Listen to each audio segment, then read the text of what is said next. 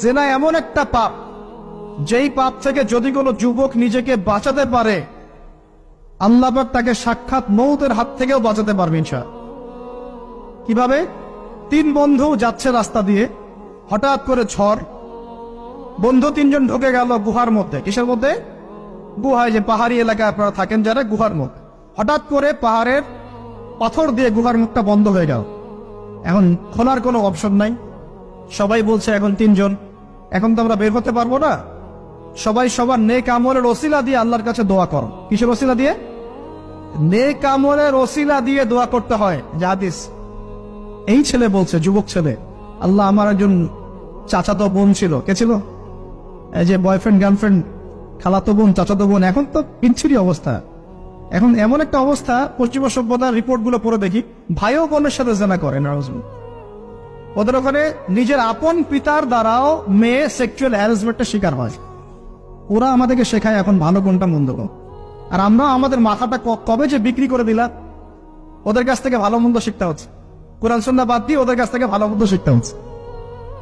তো চাচাতো বোনকে সে খুব ভালোবাসতো, তাকে সে পেতে চাইতো, মানে তার সাথে সেক্সুয়াল সম্পর্ক করতে চাই, সোজা কথা বল। এখন সেই মেয়েকে অনেক প্রস্তাব দেয়, সেই মেয়ে রাজি হয় না। শেষে বলে, যদি আমাকে 1000 বা 100 স্বর্ণ মুদ্রা দিতে পারো, দিনার, তাহলে আমি তোমার সাথে সেক্স করব, মানে জেনা করবো। নাউজুবিল্লাহ। তো সেই ছেলে অনেক কষ্ট করে এই টাকাগুলো বা এই দিনারগুলো অর্জন করে, কামাই করে, দিন রাত পরিশ্রম করে, ঠিক আপনারা যেমন করছে না।